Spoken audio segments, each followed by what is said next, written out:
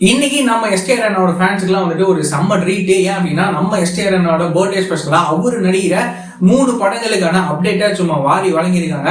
அதுக்கப்புறமா வந்து பாத்தீங்கன்னா நம்ம தனுஷ் அண்ணா டைரக்ட் பண்ற நிலவுக்கு என்மேல் என்னடி கோவம் இந்த படத்துக்கான 4th சிங்கிளா ரிலீஸ் வந்து பண்ண போறாங்க. இன்னைக்கு இந்த வீடியோல விலோசனம் அப்படிலாம் இருக்கு. இதை பத்தி நம்ம அப்படியே ஃபுல்லா வந்து பாத்தீங்கன்னா பாத்துடலாம்.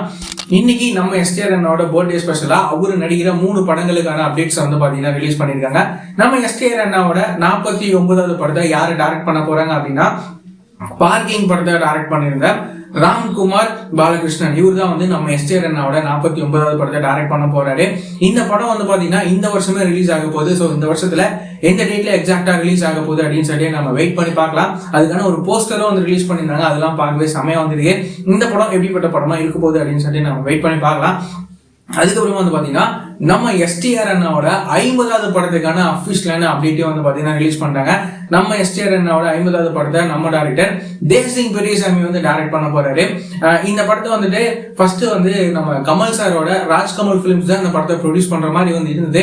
ஆனா ஒரு சில காரணத்தினால அவங்க வந்து ப்ரொடியூஸ் பண்ணல. இப்போ இந்த படத்தை யாரு ப்ரொடியூஸ் பண்றாங்க அப்படின்னு சொல்லிட்டு கேட்டீங்கன்னா நம்ம எஸ்டிஆர் அண்ணாவே தான் வந்துட்டு நம்ம எஸ்டிஆர் அண்ணாவோட 50வது படத்தை ப்ரொடியூஸ் வந்து பண்ண போறாரு. அது மட்டும் இல்லாம இந்த படத்துக்கு நம்ம யுவன் சங்கர் ராஜா மியூசிக் வந்து கம்போஸ் வந்து பண்ண போறாரு.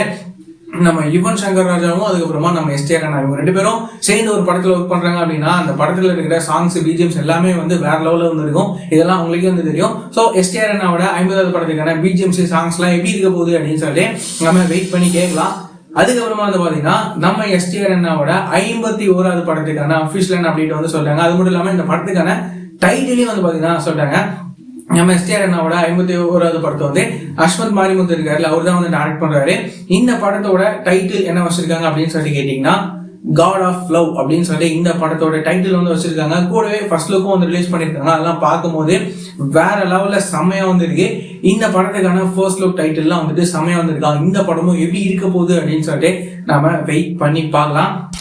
அதுக்கப்புறமா நம்ம தனுஷ் அண்ணா டைரக்ட் பண்ற படம் தான் நிலவுக்கு என்மேல் என்னடி கோவம்.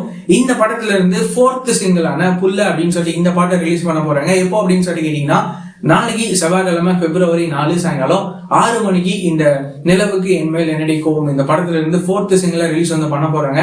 இந்த பாட்டு நம்ம ஜிவி பிரகாஷனோட மியூசிக்ல எப்படி இருக்க போகுது அப்படின்னு சொல்லி நம்ம வெயிட் பண்ணி கேட்கலாம். அது மட்டும் இல்லாம இந்த படத்தையுமே வர February 21 தியேட்டர்ஸ்ல ரிலீஸ் வந்து பண்ண போறாங்க. நம்ம தனுஷ் அண்ணாவோட டைரக்ஷன்ல இந்த படம் எப்படி இருக்க போகுது அப்படின்னு சொல்லி நம்ம வெயிட் பண்ணி பார்க்கலாம். இந்த மாதிரியான ரெகுலரான சினிமா அப்டேட்ஸ்லாம் நீங்க ரெகுலரா தெரிஞ்சுக்கணும் அப்படின்னு நினைச்சீங்கன்னா நம்மளோட இந்த சேனல்ல மறக்காம சப்ஸ்கிரைப் பண்ணி ஃபாலோ பண்ணி வச்சுக்கோங்க. வேற ஏதாவது ஒரு நெகட்டிவ் வந்தது அப்படின்னா மறக்காம கமெண்ட்ல சொல்லுங்க.